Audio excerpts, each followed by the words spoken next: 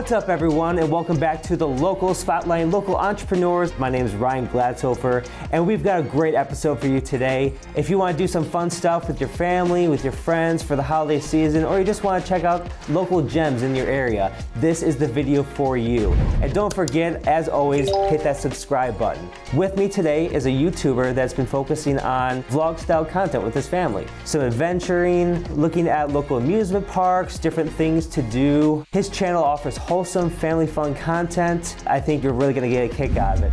So without further ado, I'd like to introduce Carl Santos from the Santos Chronicles. Thank you so much for joining me. I appreciate it, buddy. Thank you for having me. We connected over at Vid Summit down in Dallas, and the one thing that struck me about you was just, dude, I love your enthusiasm. Thank you very much. Here's the weird thing about my enthusiasm. It's really got me into a lot of trouble. You don't say. Yeah, in grade school, being loud and being crazy was kind of frowned on. I work in the financial industry. They're like, Carl, it's about a brand. You gotta tone it down. I get to YouTube, everyone's like, I love your enthusiasm. I love your energy. You're so good at the camera. I'm like, finally, someone understands. Like acceptance. I think I just have a zest for things that I love. And then traveling and getting my family out. What got you interested into this space? So video's always been a passion of mine. I had a choice of either going to film school or law school. And I did a little bit more research on the film industry. It's a tough industry, you know. The odds are kind of stacked against you. Yeah, like what I heard is like if you went to USC, you get like a 500 class, only one person gets a student film. So you're competing against all those folks. Yeah. If you want to do art films, you go to New York, everybody gets a student film, but you're doing art movies that will probably not make a lot of money. Yeah. And I didn't want to be a starving artist. So for me, I think content creation was something that I loved. The reason I got into YouTube was they didn't have a DVD slot anymore for me to record home videos for my family adventures. I was very hesitant to put my family in public. The original purpose of the channel was really something that my family could look back on. I was doing what I did before I had a family. I was kind of greedy. It was really for me. But then eventually I was like, 10 people watching this? Who are these 10 people watching? Exactly. Then it was 100 people. Our family, we love to go to all the local places, but it's hard to figure out where to go to. There's so much choices, and you know, money is limited for a lot of families. It is so local based, and it hits home with me because I worked at Gilbert's Pumpkin Farm for a season. I was a corn shucker. You get an earful. Oh! And I also worked at Pirates Cove, I saw, and that was one of your maybe top 30 videos. Yes. There's so many different places that you can choose from. Trying to figure out what's next could be kind of difficult. Yeah, it's really hard. Like, you know, what we're trying to do is help families decide. It's different for everybody. Some people value relaxing moments. Some value the crazy amusement parks. A good example is we went to Pigeon Forge for the first time. First thing I do is I do a Google search. 200 great things in Pigeon Forge. It was really overwhelming. There's Anaquista, there's Uber Mountain. Yes. My boss's boss's boss was like, oh, Carl, we went to Anaquista last week. I'm like, okay, that wins. Because I had 3 places that I was planning on going. Personal recommendation. That's what I want to be. I want to be the friend through YouTube to give you that personal recommendation. So what I do with my family is we plan one thing each day. So if I can say, hey, I'm going to do one thing for sure, and if we do anything else extra, is a bonus. And I think that keeps us from being stressed. And the one thing I love is for our channel, especially for the long-time followers, is we love weird and wacky. Like, so my last 3 Father's Day was the Jersey Shore House, Carhenge in Nebraska. Most recently, I even went to the world's largest banjo museum.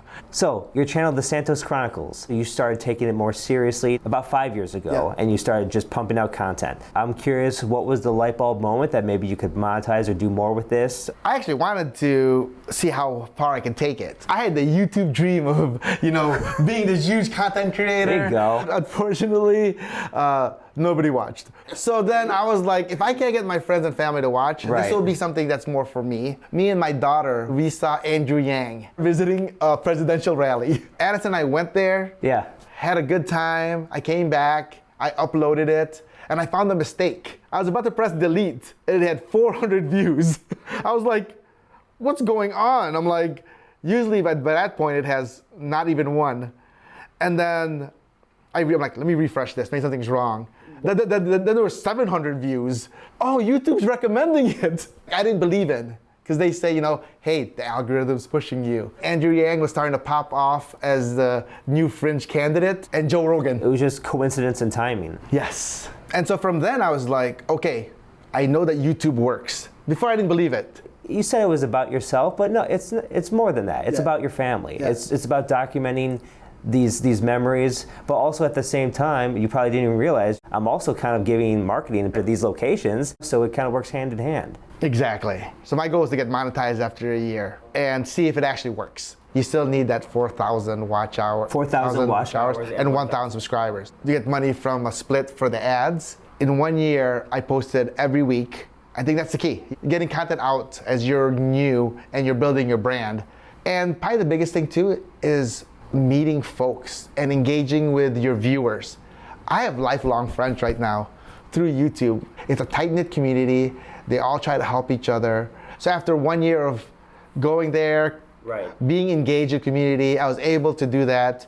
Our videos grew longer, but organically, because the one thing I kind of wanted to do was also tell more of a story about the place, story about our family. Sure, exactly. And that kind of naturally evolved to a longer content. I actually took a course from Eric. He went from 0 to 1 million subscribers. In 1 year, I believe. In 1 year, I did Creator Now. I thought maybe my content wasn't good enough, but after getting validations from different people that I met, businesses reaching out to me, asking to use my content, I'm like, okay, the content's good enough. Packaging is the most important thing. Because if they don't click on your video, it doesn't matter you have the best video in the world. If the person doesn't click, they'll never know about it. For viewers out there who are curious, what do you mean by packaging? Thumbnails and title, except for keeping the little card that goes around. I love that.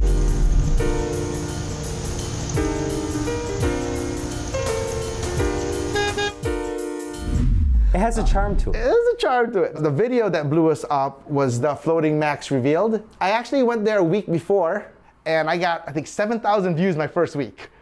And I was like, what the heck? And my friend goes, Carl, you gotta go back. And if you look at the packaging on both, they're very similar. And Stranger Things is very topical. 22,000 to 172,000 is a big difference. The biggest difference is I put a stamp saying revealed. The question was, how is this floating? I was one of the first channels to do the revealed. So a lot of the traditional media started linking and reaching out to me. It keeps giving. I think this is the third Halloween season that it's happening, and the trajectory went up. So then I hit my 4,000 watch hours, and I was like, this is crazy. I'm getting paid for something I've been doing for 2-3 years.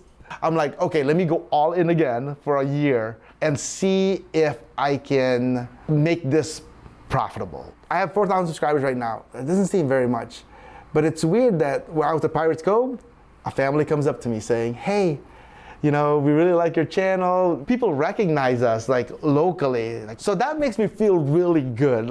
Regardless of all the views, we're just trying to bring value to other family members. Not everybody's going to Pirates Cove. Not everybody is going to the Turkey Testicle Festival in Huntley, Illinois. Sounds delicious. That sounds delicious. As we dive into the business of it, you were talking about how your kind of content exploded. Would you mind showcasing some of your analytics? Analytics, open book here.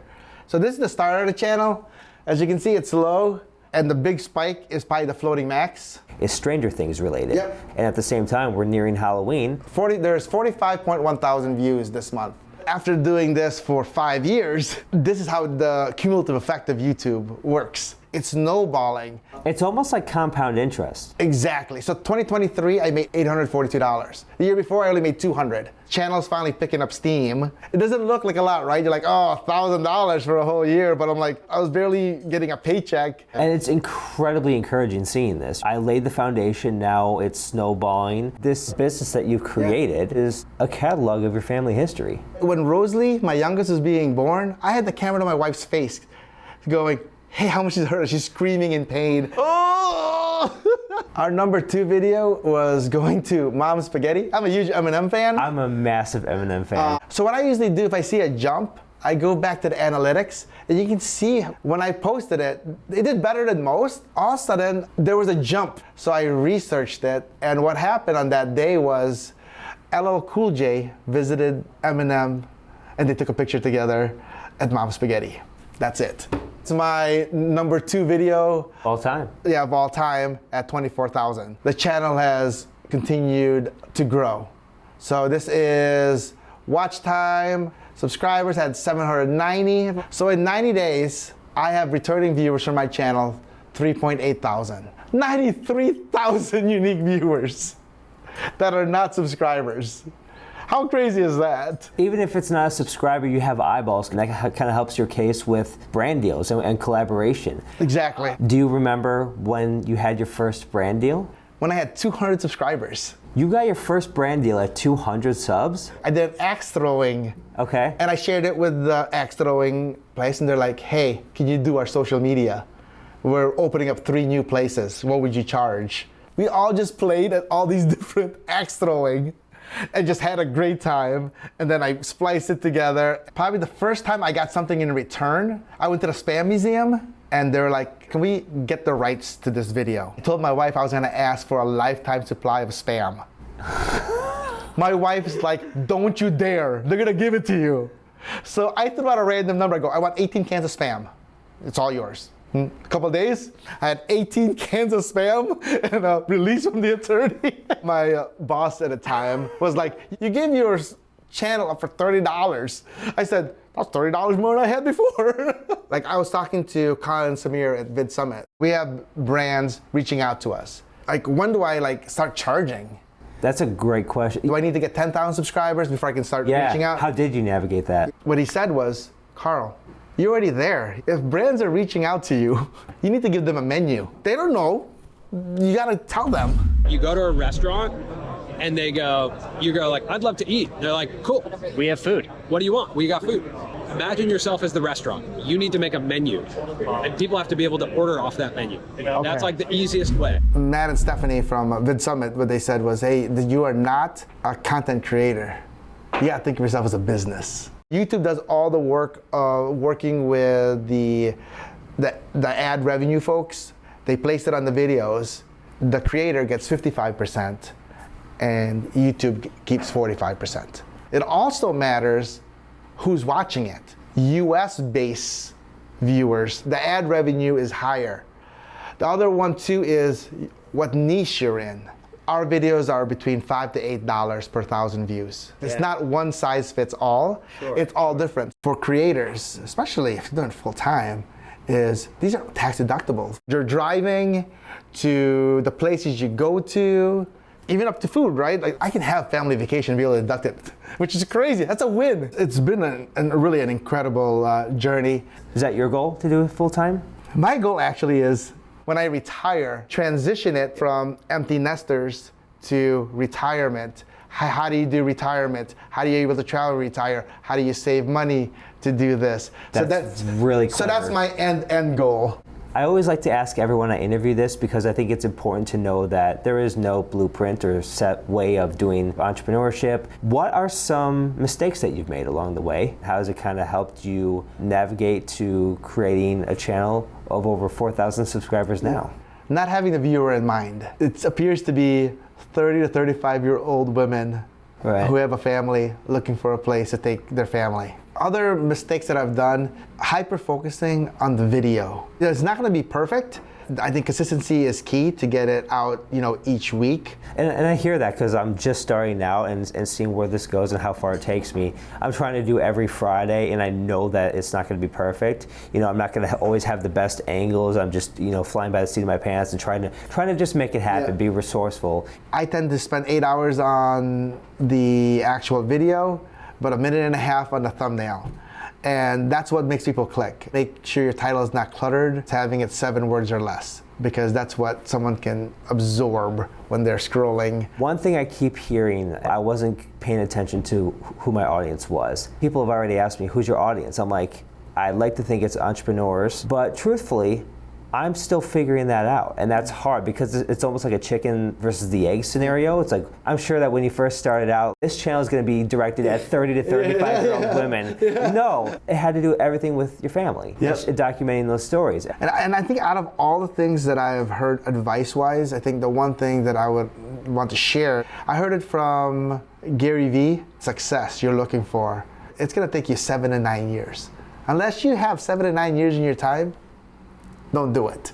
You have to love what you do. Right. A lot of YouTubers come and go because it's not what they love. They're just looking for being famous. People use Mr. Beast as an example of like overnight success. He lost his teenage years from 13 to 19.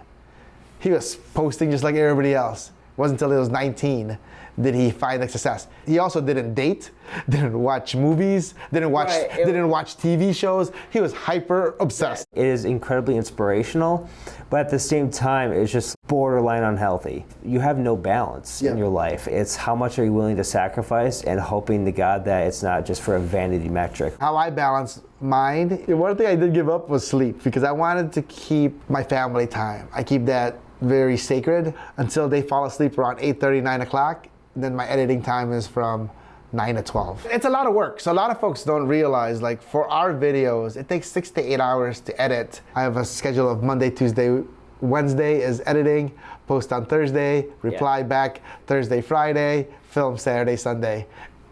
Rinse and repeat. All while working full time? And while working full time. So I would say, people ask me how many hours I spent outside of my work for YouTube. I'd probably close to 20 to 30. And the one thing that's interesting fact that I saw is there's actually more watch hours on YouTube than there is on Netflix. Parents know what's worked. Kids knows what's gonna work in the future. So when I was playing video games and the parents are like, why are you playing video games? What do you do, make a career out of that? Right. And people are selling out stadiums. You wanna be a YouTuber and people are having businesses. But YouTube, I think, has its own charm because it's perhaps more relatable. I agree. You're broadcasting yourself. Well, I cannot thank you enough for your time. I really appreciate you diving into your story, talking about how you persevered, how you got to where you are on your channel, which currently has over 4,000 subscribers. You say it's small, but it's still pretty impressive. It takes time to kind of build that foundation and let it snowball. What started out as just collecting memories and a catalog for your own family history turned into something that you could monetize and also build a community off of. It's really awesome. So thanks again. And folks, that's another episode of The Locals. If you want to hear more stories about entrepreneurs in the local Chicagoland area, you know what to do. Hit that subscribe button. Thank you so much for watching. We'll see you next time. Thank you so much. I appreciate your time.